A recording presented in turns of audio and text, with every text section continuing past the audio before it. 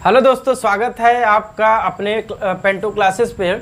और मैं लवकुश पटेल आज फिर से लेक्चर 8 लेकर आपके सामने आया हूं। और आप अगर तैयारी करते हैं CUET एग्रीकल्चर का, तो CUET 2024 को हम लोग फोकस करके ये जो कि सीरीज स्टार्ट किया है हमने। और साथ ही साथ अगर आप यूपी कैडेट की तैयारी करते हैं या किसी भी एग्रीकल्चर कंपटीशन की तैयारी करते हैं तो हमारे साथ जुड़े और अपनी तैयारी को बेहतर बनाएं। अपने चैनल पे आपको इस चैनल पे मिल जाएगा एग्रीकल्चर और बायोलॉजी और साथ ही साथ केमिस्ट्री भी। तो अभी हम लोग एग्रीकल्चर और बायोलॉजी को ही स्टार्ट किया है।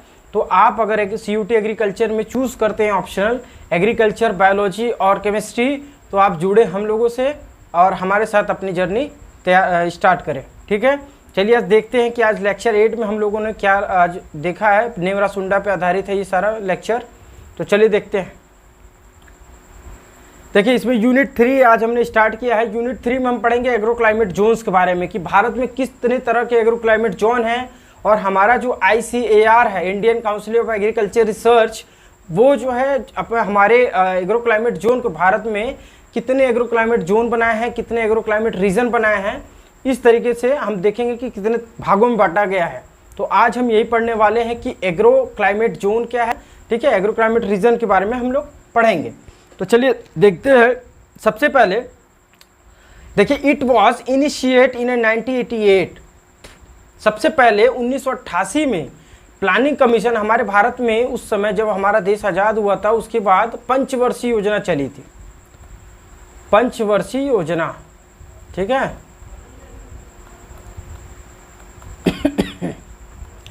आप सब जानते हैं पंचवर्षीय योजना जो आज हमारा आपके सामने नीति आयोग दिखता है। यही नीति आयोग पहले क्या था, जो कि योजना आयोग था। योजना आयोग के द्वारा चलती थी, जिसको प्लानिंग कमीशन कहते हैं। ठीक है, ये चलती थी योजना आयोग के द्वारा। योजना आयोग के द्वारा। योजना आयोग जो कि योजना आयोग ने ही इस एग्री क्लाइमेट रीजन प्लानिंग को 1988 में लाया था। और ये 5 ईयर प्लान के अंतर्गत इसे जारी किया था। इसमें था क्या कि regional planning was come into force on the basis of agro climate factor for balance regional growth. यानी कि बैलेंस रीजनल ग्रोथ के लिए क्या किया कि एग्रो क्लाइमेट फैक्टर्स को निर्धारित किया। और ये किसने किया था? योजना आयोग ने। आप सभी जानते हैं कि योजना आयोग जो है वो किसके द्वारा होता था हेड? ये प्राइम मिनिस्टर के द्वारा होता था। प्राइम मिनिस्टर उस जो कि आज भी नीति आयोग को जो हेड करते हैं वो प्राइम मिनिस्टर ही करते हैं। इसी तरह से पहले जो योजना आयोग था वो योजना आयोग प्रधानमंत्री के द्वारा ही हेड किया जाता था। प्रधानमंत्री इसकी अध्यक्षता करते थे। ठीक है, आगे देखिए। अब इसमें देखिए दूसरा क्या है, एग्रो क्लाइमेट जोन क्या होते हैं। ठीक है, हम यहाँ पढ़ेंगे कि एग्रो क्लाइमेट जोन क्या होते हैं और कितने तरह के एग्रो क्लाइमेट जोन भारत में पाए जाते हैं। देखिए, हमने क्या किया कि भारत में विविधता है। भारत में विविधता क्या है कि एक उत्तर भारत है, दक्षिण भारत है, पूर्वी भारत और पश्चिम भारत है। और ये जो क्लाइमेट जोन बना है, ये उसके जलवायु के आधार पर, वहाँ पे वर्षा की स्थिति क्या है, वर्षा कितनी, एनुअल वर्षा कितनी होती है, इसके आधार पे हम क्लाइमेट जोन को बांटते हैं। तो देखिए क्लाइमेट जोन क्या है। Agro climate zone are classified on the basis of criteria of the homogeneity in agro characteristics such as rainfall, temperature, soil, topography, water resources and the cropping system. यानी cropping किसी क्षेत्र में हमारे भारत में अलग अलग क्लाइमेट जोन इस आधार पर बना है कि वहाँ की रेनफॉल क्या है, वहाँ पे फसल का पैटर्न क्या है, फसल कैसे जो कि फसल उत्पादन किया जाता है, और साथ ही साथ सॉइल कैसे है, मृदा कैसी है उस जगह की, और वहाँ पे वाटर रिसोर्स कैसा है, ग्राउंड वाटर से होता है सिंचाई कि नलकूप के द्वारा होता है सिंचाई, कि कुआं के द्वारा होता है या तालाबों के द्वारा होता है सिंचाई। इस आधार पे हमने क्लाइमेट जोन को बांटा है। ठीक है, उसके बाद देखिए, according to the planning commission, योजना आयोग के द्वारा, India has been divided into 15 agro climate zone. Bharat ने क्या किया, अपने भारत में टोटल जो है 15 एग्रो क्लाइमेट जोन है, 15 जो कि कृषि जलवायु क्षेत्र को निर्धारण किया गया है। और ये किया गया है प्लानिंग कमीशन, योजना आयोग के द्वारा। ठीक है, योजना आयोग के द्वारा। According to NARP ICR, NARP मतलब नेशनल एग्रीकल्चर रिसर्च, ये जो कि NARP के द्वारा, नेशनल एग्रीकल्चर रिसर्च प्रोजेक्ट या फिर ICAR के द्वारा इंडिया है divided into 117 agro climate zone बनाए गए हैं। ठीक है, एग्रो क्लाइमेट जोन बनाए गए हैं और ये एग्रो क्लाइमेट रीजन होंगे 15। ठीक है, उसके बाद देखिए आगे ये देखिए आप डायग्राम समझ सकते हैं कि एग्रो क्लाइमेट जोन भारत का क्या है। देखिए यहाँ पे बनाया गया है एक, यानी कि ये जो ऊपर वाला एरिया है वो नॉर्थ एरिया। नॉर्थ एरिया में आप कैसा होगा, बिल्कुल वो टेम्परेट रीजन है, यानी कि ठंडे प्रदेश है, शीत प्रदेश होंगे। ठीक है, उसके बाद ये पंजाब का क्षेत्र देख लीजिए आप, ये उत्तराखंड का एरिया देख लीजिए। ठीक है, आंध्र प्रदेश में देख लीजिए। फिर उसके बाद ये बिहार वाला रीजन आ जाएगा, plain area, Gangetic area, Gangetic plain area कहते हैं इसे। ये पूर्वोत्तर पूर्व के एरिया हो जाएंगे। ये पश्चिमी में आपका राजस्थान आ जाएगा, फिर उसके बाद गुजरात आ जाएगा, और मध्य में आपका आ जाता है मध्य प्रदेश, और इधर आ जाएगा आपका उड़ीसा झारखंड वाला एरिया। यानी क्लाइमेट जोन है। ठीक है, आप इसे राज्य के आधार पर ना करें, ये क्लाइमेट जोन के हिसाब से बांटा गया है, 15 जोन बनाए गए हैं। इसमें आप देख सकते हैं कि यहाँ एग्रो क्लाइमेट जोन में बांटा गया कि ये वेस्टर्न हिमालयन कैसा है, ईस्टर्न हिमालयन जोन बांटा गया है, लोअर गैंगेटिक प्लान, यानी ये जो गैंगेटिक प्लान है वो मिडिल गैंगेटिक प्लान, ये वाले जो एरिया जो आ रहे हैं ये मिडिल गैंगेटिक प्लान है, और ये वाले लोअर गैंगेटिक प्लान होंगे, प्लान्स होंगे। ठीक है, अपर गैंगेटिक प्लान्स होंगे, ट्रांस गैंगेटिक प्लान्स होंगे। ठीक है, प्लेन्स, और ईस्टर्न प्लेटू हिल्स होंगे, सेंट्रल प्लेटू हिल्स हैं, वेस्टर्न प्लेटू एंड हिल्स हैं, साउथर्न प्लेटू हिल्स हैं, ईस्ट कोस्ट प्लेन है hills and west coast plain and hills हैं, गुजरात प्लेन एंड हिल्स है, वेस्टर्न ड्राई रीजन है, और आइसलैंड है। ठीक है, इस तरह से हमें जो कि भारत में एग्रो क्लाइमेट जोन बनाया गया है प्लानिंग कमीशन के द्वारा। ठीक, चलिए देखते हैं। उसके बाद है पहला, इसमें देखिए इसके टाइप में देखते हैं कि the trans Gangetic plain zone क्या आते हैं, वो कौन कौन से एरिया इसमें। It consist of the plant Punjab, Haryana, union territory of Delhi and Chandigarh and the Ganganagar district of Rajasthan. ये सब एरिया जो है ये एग्जाम्पल है ट्रांस गैंगेटिक प्लेन जोन के। It has highest irrigated area, highest net sown area, highest cropping intensity and highest ground water utilisation, यानी सबसे ज़्यादा यहाँ पे सिंचाई क्षेत्र पाए जाते हैं आपके, और सबसे हाईएस्ट जो कि कुल उत्पादन क्षेत्र जो सोइंग एरिया है वो पाए जाते हैं, हाई क्रॉपिंग पैटर्न इंटेंसिटी पाई जाती है, हाई ग्राउंड वाटर यूटिलाइजेशन पाया जाता है। यानी कि ये ऐसे क्षेत्र है जहाँ सबसे ज़्यादा जो कि वाटर रिसोर्स पाया जाता है। ठीक है, उसके बाद देखिए यहाँ पे नेक्स्ट है, यहाँ पे एग्रो इकोलॉजिकल रीजन। ये एग्रो इकोलॉजिकल रीजन क्या है, यानी कि agro ecological region is the land unit cut out of agro climate reason when superimposed on the landform and the kind of soil and soil condition that act as the modifier to climate and length of growing period। यानी agro ecological zone है जो क्या होता है, वो land unit cut out of agro climate zone, यानी agro climate zone से जो कटा हुआ भाग होगा वो ज़्यादातर एग्रो इकोलॉजिकल रीजन में आता है। ठीक है, चलिए देखते हैं। उसके बाद ये देखिए, ये जो ट्रांस गैंगेटिक प्लान है ये इसी में आता है। देखिए हरियाणा पंजाब वाला एरिया ये, ठीक है, फिर इधर उत्तर प्रदेश वाला एरिया थोड़ा सा आ जाएगा आपका, फिर इधर बिहार वाला एरिया, और साथ में ये पश्चिम बंगाल वाला एरिया टोटल ये आ जाता है जो कि गैंगेटिक प्लान में। देखिए इसमें जो ग्रीन वाला पार्ट होगा, ये ग्रीन वाले पार्ट को हम क्या बोलेंगे, ट्रांस गैंगेटिक प्लान बोलेंगे। ठीक है, ट्रांस गैंगेटिक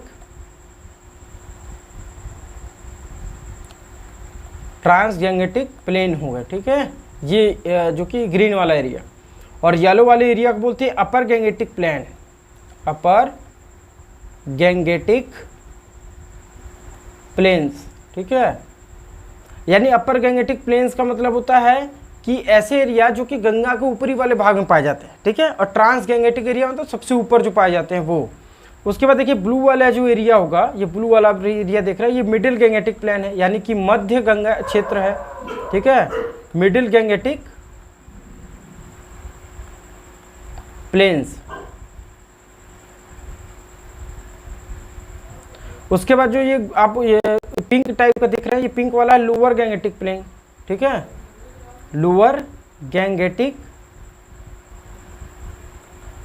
प्लेन्स।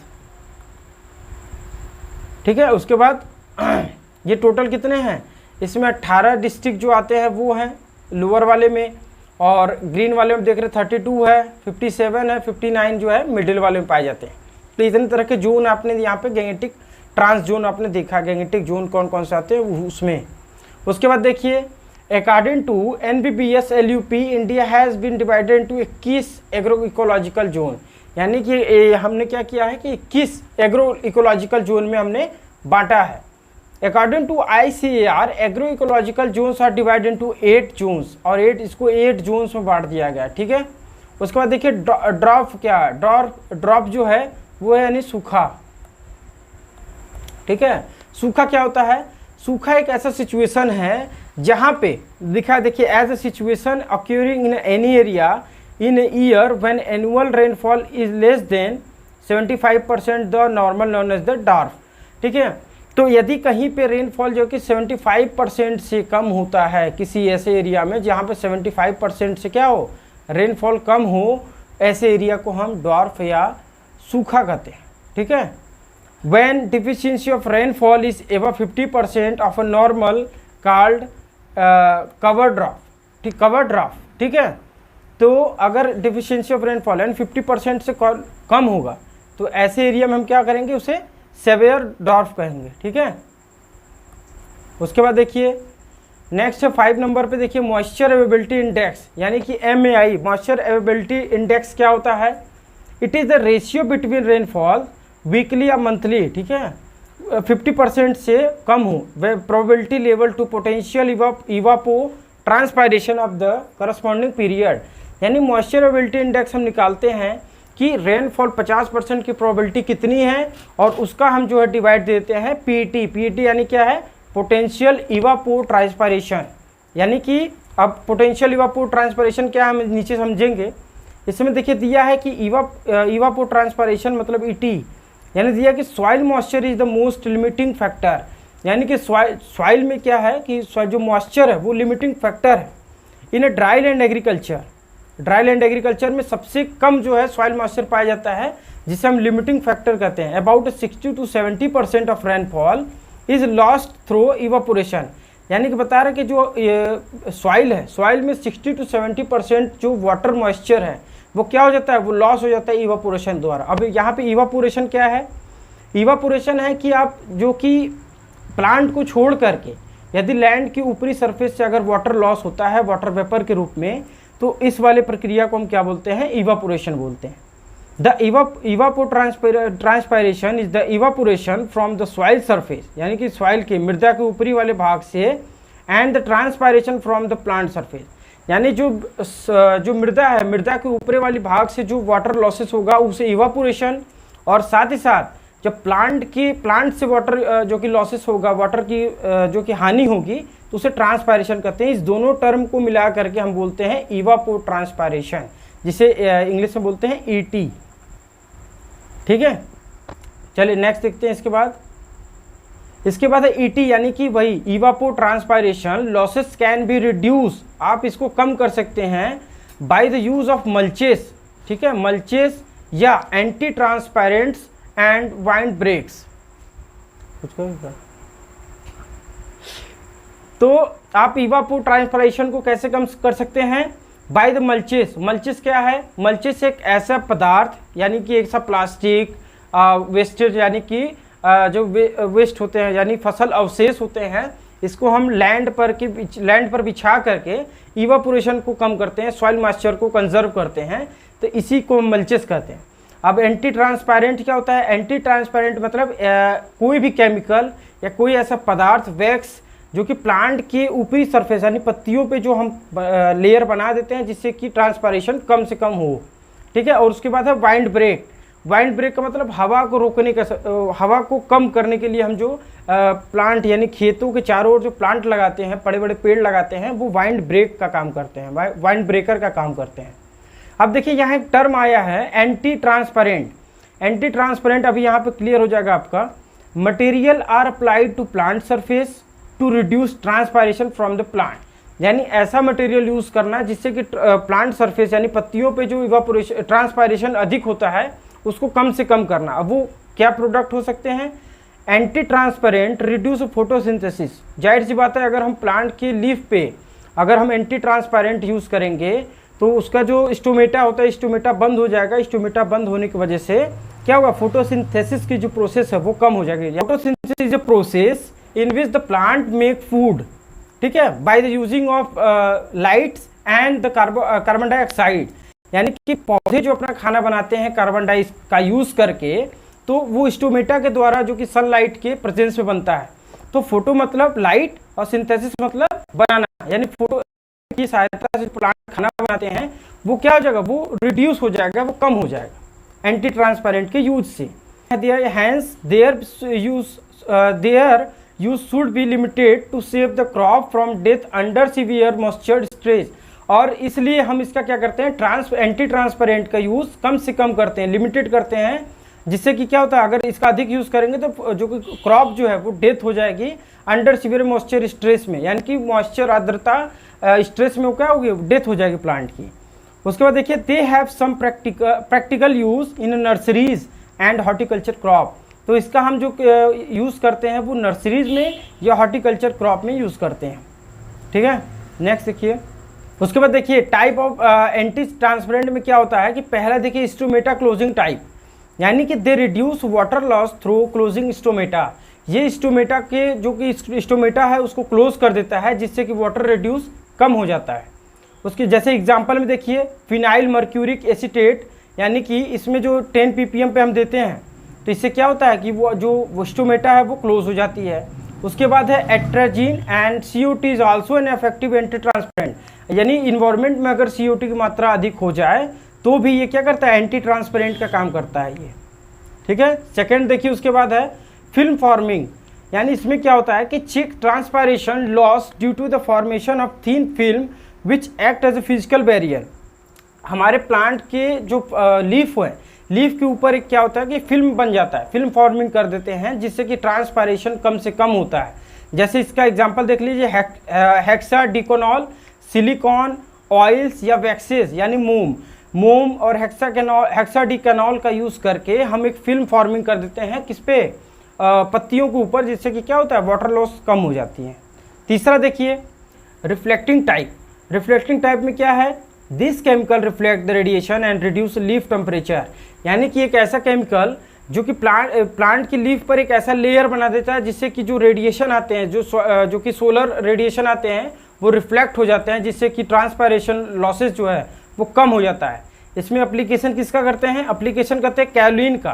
कैलोलिन का अगर 5% हम यूज़ करें तो इससे क्या होता है, एक लेयर बन जाती है, और ये क्या होता है, ट्रांसपायरेशन लॉसेस जो कि कम हो जाते हैं, रिड्यूस हो जाते हैं, ठीक है। उसके बाद चौथा देखिए एंटी ट्रांसपेरेंट में ग्रोथ रिटार्डेंट्स, यानी कि ग्रोथ रिटार्डेंट्स में क्या होते हैं, these chemicals reduce suit growth, यानी कि ये क्या करते हैं, सूट ग्रोथ को ही रिड्यूस कर देते हैं, रोक देते हैं, and increase root growth hence thus they enable the plants to resist drought. यानी कि इसमें होता क्या है कि हम ऊपर वाले भाग को, यानी कि सूट वाले भाग को, जो तना वाला भाग होता है, उसका ग्रोथ कम करके हम रूट वाले भाग को, जो ज़मीन के अंदर वाला भाग है, उसको हम बड़ा करते हैं, उसको हम जो कि इंक्रीज कर देते हैं, रूट ग्रोथ हैंड। इसमें होता क्या है कि जिससे कि वो सूखा में भी जो कि प्लांट ग्रोथ कर जाता है, सर्वाइवल कर जाता है।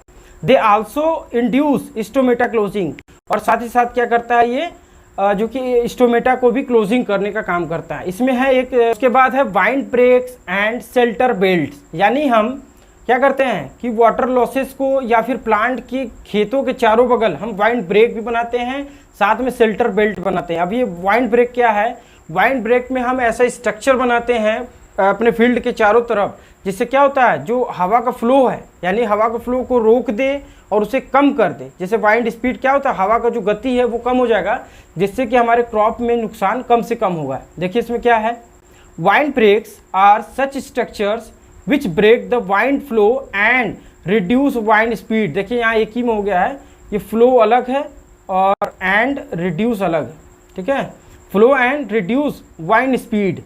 Well shelter belts are row of tree, यानी शेल्टर बेल्ट का मतलब होता है कि हम अपने खेतों के किनारे किनारे जो रो बेल्ट बनाते हैं, ट्री का जो पौधा लगाते हैं लाइन के वाइज, उस तरीके का, या और shrub planted across the wind direction from for protection of crop against the wind. इसमें देखिए क्या होता है कि हमारे भारत में दो तरह की हवाएं चलती है, एक जो कि दक्षिण पश्चिमी जो कि मानसून लेकर आता है। यानी कि अपने खेतों में किसान क्या करते हैं, दक्षिण पश्चिमी वाले एरिया में एक शेल्टर बेल्ट बनाते हैं। शेल्टर बेल्ट का मतलब होता है कि कोई भी झाड़ी या कोई बड़े ट्री, जैसे कि हमारे पूर्वी एरिया में ज़्यादातर क्या होता है कि हम शीशम का पेड़ लगा देते हैं खेतों के किनारे। तो वो लगाने का कारण ये है कि जो तेज गति से हवाएं चलती हैं उस गति को कम करने के लिए वो पेड़ लगाए जाते हैं। कई बार लोग पूछते हैं कि ये पेड़ खेतों के बीच पेड़ क्यों लगाए जाते हैं, तो ये वाइंड की हुई ब्रेक करने के लिए उसको शेल्टर बेल्ट कहा जाता है। तो इसके बाद देखिए क्या है यहाँ पे, wind break and shelter belt provide the protection shelter against the desired desiccating wind to the extent of 5 to 10 times the height of tall tree on the windward side and up to 30 times on leeward side। यानी करता क्या है कि 5 से 10 गुना जो कि height of tree जो है कि वाइंडवार्ड साइड से रोकते हैं, यानी जिधर से हवा आ रही है उस साइड को रोक देता है। एंड अप टू 30 टाइम यानी 30 गुना जो है वो लीवार्ड साइड से जो कि वाइंड ब्रेक कर देता है, वाइंड की गति को कम कर देता है। चलिए उसके बाद देखिए आगे क्या है, एग्रो फॉरेस्ट्री। आपने फॉरेस्ट्री यानी कि वानिकी का नाम सुना होगा, ठीक है, वन लगाना, लेकिन एग्रो फॉरेस्ट्री यहाँ पे टर्म आया है। एग्रो फॉरेस्ट्री को देखिए क्या है यहाँ पे, agro forestry is a sustainable land management system which increase the use of land combination. इसमें देखिए एक आ गया विच इंक्रीज, यानी कि विच यहाँ पे है और increase, which increase the use of land combines the production of crop, fruits, forest, plant and और एनिमल। यानी कि एग्रो फॉरेस्ट्री का मतलब हुआ कि ऐसा लैंड एरिया आपने बनाया जिसमें कि आपने क्या कर रहे हैं, प्रोडक्शन ऑफ क्रॉप, यानी कुछ एरिया में आपने क्रॉप का प्रोडक्शन किया, कुछ एरिया में आपने क्या किया कि हॉर्टिकल्चर फ्रूट प्रोडक्शन किया, और साथ ही साथ कुछ एरिया में आपने फॉरेस्ट बना दिया, कुछ एरिया को फॉरेस्ट रिजर्व बना दिया, और कुछ में क्या किया आपने पशुपालन यानी लाइव स्टॉक जो कि यहाँ पे आपने शुरू कर दिया। तो ऐसे एरिया को, ऐसे जो कि खेती को हम क्या बोलते हैं, एग्रो फॉरेस्ट्री, यानी एग्रीकल्चर के साथ साथ फॉरेस्ट्री भी आप कर रहे हैं। It is also known as the tree crop planting system. इसको हम एक और टर्म भी बोलते हैं, ट्री प्लांट क्रॉपिंग सिस्टम। जैसे कि हम क्या कर रहे हैं, अपने फील्ड में ट्री भी लगा रहे हैं और साथ ही साथ क्रॉप भी ग्रो कर रहे हैं। क्रॉप हर 3 महीने पे चेंज होगा, 6 महीने पे चेंज होगा, लेकिन ट्री जो होगा वो क्या होगा, उससे हम फूड प्रोडक्शन करेंगे, फ्रूट प्रोडक्शन, और साथ ही साथ हम उसमें एनिमल की भी लाइव स्टॉक स्टार्ट कर देंगे। तो इसे बोलते हैं हम एग्रो फॉरेस्ट्री। चलिए नेक्स्ट देखते हैं। इसके बाद है कंपोनेंट ऑफ एग्रो फॉरेस्ट्री, यानी कि एग्रो फॉरेस्ट्री जब हम स्टार्ट करेंगे तो उसमें हम क्या क्या कंपोनेंट हो सकता है, क्या क्या हम यूज़ कर सकते हैं उसके साथ में। उसके साथ आप यूज़ कर सकते हैं एग्री सिल्वीकल्चर, यानी एग्रीकल्चर साथ में सिल्वीकल्चर। सिल्वीकल्चर क्या है, सिल्वीकल्चर का अर्थ है कि क्रॉप तो हम लगाएंगे ही, साथ ही साथ क्या करेंगे, फॉरेस्ट क्रॉप भी लगाएंगे। फॉरेस्ट क्रॉप जब हम साथ में लगाते हैं, जैसे कि एग्रीकल्चर क्रॉप के साथ हम फॉरेस्ट क्रॉप लगाएं तो इसे सिल्वीकल्चर कहेंगे। तो इसको हम क्या नाम दे दिए हैं, एग्री सिल्वीकल्चर। जब आप क्या करते हैं उसके बाद देखिए साइल्वो, ठीक है, silvo pastoral system. Silvo pastoral system में क्या है, forest are manage for the production of woods, ठीक है, वुडास मतलब लकड़ियों के लिए हम क्या करते हैं, फॉरेस्ट को प्रोडक्शन को मैनेज करते हैं for the rearing of domesticated animal. और साथ ही साथ हम उसमें क्या करते हैं कि जितने भी डोमेस्टिकेटेड यानी पालतू जानवर हैं उसका हम वहाँ पे पास्चर यानी कि चराने का भी काम करते हैं। जिसमें होता क्या कि देखिए ये फॉरेस्ट क्रॉप होगा, साथ में पास्चर मैनेजमेंट होगा, यानी कि चारागाह का भी हम निर्माण करेंगे। हम लोग क्या किए कि बगीचे बना लिए, बगीचे के अंदर ही चारागाह बना दिया, यानी घास उत्पादन किए, साथ में हमारा क्या है एनिमल प्रोडक्शन भी वहाँ पे जो क्या है कि वहाँ पे हम अपने एनिमल को भी चारा के लिए छोड़ सकते हैं वहाँ पे, ठीक है। उसके बाद देखिए है एग्रो सेल्वो पास्टोरल सिस्टम। इसका मतलब हुआ कि एग्रीकल्चर क्रॉप, फॉरेस्ट क्रॉप और पास्चर मैनेजमेंट तीनों एक साथ करें। एक ऐसा लैंड हमने ले लिया जिसमें हम क्या कर रहे हैं कि कुछ एरिया में हमने फॉरेस्ट लगाया, कुछ एरिया में क्रॉप प्रोडक्शन कर रहे हैं, ठीक है, फसल उत्पादन कर रहे हैं, किसी में क्या है वन बना दिया हमने, और उसी में हम वन के क्षेत्र में ही पास्चर लैंड यानी चारागाह भी बना दिया। तब हो क्या रहा है कि हम यहाँ पे अपने पशुओं को भी चराने के लिए यहाँ पे हम यूज़ कर सकते हैं, फ्रूट उत्पादन भी होगा और क्रॉप उत्पादन यानी फसल उत्पादन भी होगा। उसके बाद देखिए डी एक टर्म है एग्री हॉर्टी सिल्वीकल्चर सिस्टम, यानी एग्रीकल्चर, हॉर्टिकल्चर और सिल्वीकल्चर। आप इसमें देख रहे हैं कि फसल उत्पादन भी करेंगे, हॉर्टिकल्चर भी करेंगे और साथ में फॉरेस्ट क्रॉप को भी करेंगे। फॉरेस्ट क्रॉप से अब क्या होगा कि आप लकड़ी का उत्पादन करेंगे, हॉर्टिकल्चर से फ्रूट प्रोडक्शन करेंगे और एग्रीकल्चर क्रॉप से हम क्या करेंगे, खाद्यान्न का उत्पादन करेंगे।